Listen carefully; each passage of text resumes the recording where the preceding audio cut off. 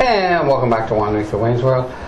You know, we have an epidemic in this country, actually probably in the world, and drugs are that epidemic. And we needed a vehicle to take the people who fall into that and help them and get them back into working and back into society. With me is Benjamin Dobbs from Revive Detox. Thank you for having me. Is it Revive Detox? Revive Detox Center. Okay, cool. All right, so my opinion is people who get involved with rehab facilities and stuff are the best coaches, for lack of a better word, right, if they've been through it. This is very true. Okay, so let's go backwards. Okay, so where was your path leading into addiction? So mine started when I was 13, trying to fit in growing up. I went from alcohol and marijuana and lived a rebellious life. Was really more addicted to the lifestyle and addicted to the street type of lifestyle, fast pace, money, cars, power. And so I was more addicted to the lifestyle than the actual substance. And then that traveled on to 15 years of being addicted. Wow. I went from marijuana and alcohol to cocaine to ecstasy, all the way up to pain pills, and cocaine along the way as well. But the pain pills is really what drove me to recovery. Right. Because it came to a phase where it wasn't even about living the lifestyle anymore. It was a maintenance stage where it actually held me in chains and bonded me to really just wake up and try to maintain by taking the pills, and I was living no life. So that's really where it led me. I got clean and sober back in 2010. And I really didn't know what I wanted to do in life, because prior to that I was actually homeless. So I had exhausted all resources. My family wasn't in contact or connected with me anymore. So it was me, myself, and I had one choice: either get help or die. So I sought out help and did not know what I was going to do transitioning into my new lifestyle. I just knew that it wasn't going to include addiction or using drugs anymore. And that's where, a year into my sobriety, is when I got into this industry of drug treatment facilities and recovery. Well, I guess you needed time to get yourself deep into recovery, for lack of a better word. Yes. Before you can really help anybody else. Yes, this is true, and that's what happens a lot. You know, we get clean and sober, and then people want to rush back into life and society, and it's really from a place of hurt, of making up for lost time. And if you don't have the time or the ability and the knowledge to build your new foundation, it's going to be hard to develop something new. Okay, so now you decide, I'm over this garbage. I need to get a life. Yeah. Okay, so you find a facility. And explain to us, is it 2 days, 30 days, 100 days? What's the program like? So our program at Revive Detox is you come in for medical stabilization. Depending on what your drug use is, we're going to have our professional medical team from ARMPs, physician assistants, and a medical director. They're going to assess you, they're going to examine you. We have a full nursing staff as well, and they're going to decide what your medical protocol would be to help you get to that next portion and do the physical detoxification of your body to get rid of all the substances that have been diluting you for however long your use has been. Is the length of use, meaning I've been on drugs, not me. Okay, right, wasn't me. I've been on drugs a year. I've been on drugs 10 years.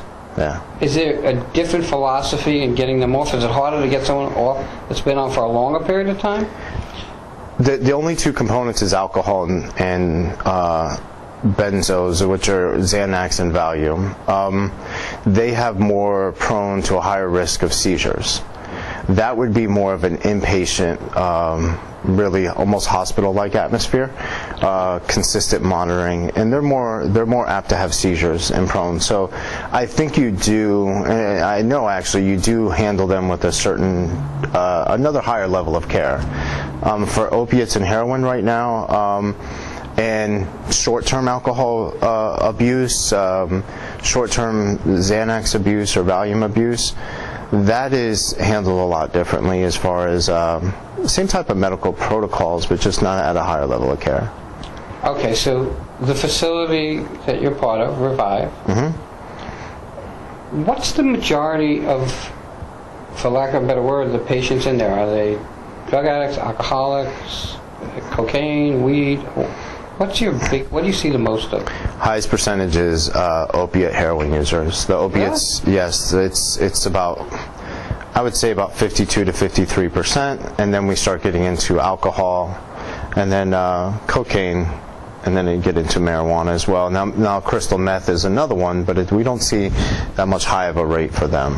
It's mostly opiates and heroin, and basically, so what happened is, back when they started regulating the pain pill doctors and the pill mills, there wasn't really a setup or a resource for those that were addicted to the opiates to go to. There was no refuge. So you eliminated the supply, and now the streets, and this is nationwide as well, but now the streets are flooded, especially in South Florida, with a bunch of opiate addicts, and heroin is opiate based.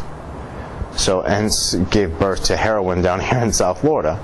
It never really was a product down here, and we're seeing the trend of that nationally as well. So that's why the rates in most facilities, it's usually opiate users, then alcohol, and then whatever comes after that is, depending on the region of the country of where the clients come from. I mean, I don't know if there's I don't want to say better, so let's say a worse or a worser. Okay? Yeah. Addicted to heroin, addicted to alcohol. Heroin worse? I mean, in my mind, as a non-drug user, I would say, oh my God, heroin is like a nightmare. Right, so there's statistics and facts that back some of that up. Some of the statistics and facts are heroin users in the first 2 to 5 years of their use are more receptive to hepatitis C, liver damage, anything physical in the bodies, because it's a more aggressive substance. Alcohol is more long-term progressive. There's still damage that's going on, but you can find anywhere from alcohol abuse of 10 to 15 years begin to see the same results of damage that would be in a heroin user for 2 to 5 years. I guess you talk to these people when they come through at some point in time. Why do most people start it? I mean, is it like peer pressure? Is it, hey, the life is so difficult, I need to do something? Why do people start doing drugs? It's almost like that's one of the number one questions. We always try to look for what we call the root cause, because if we can look at that with an individual, then we can find their core challenges or their core issues inside. A lot of it's trauma related, and this is my opinion. No. Trauma relation can be in the eyes of the beholder. For me, I had some traumatic events in my life, but the true trauma was what I put my body through and my emotions through. That was traumatic to me. So trauma is a big one. And it's also, a lot of people, statistics will show, most individuals just try it just to try something different. I always have a saying whenever I do my group therapies that, none of us came out of the womb and gave the doctor a high five and said, I'm going to be the best heroin addict ever. And it's very true. We go into life and we have no idea that that's the route we're going to head. And maybe someone paints a pretty picture. No one really says, try this heroin, you're going to end up becoming an addict. Or the doctors don't hand out the pain pills for sports athletes that have injuries and say, this is going to grow into an addiction. Alcohol, the same thing. We all try our best to try to party a little bit with it in high school and just keep it at that, and sometimes it progresses. One thing I will say is what makes it and allows it to progress is not taking care of your issues, emotional dysregulation.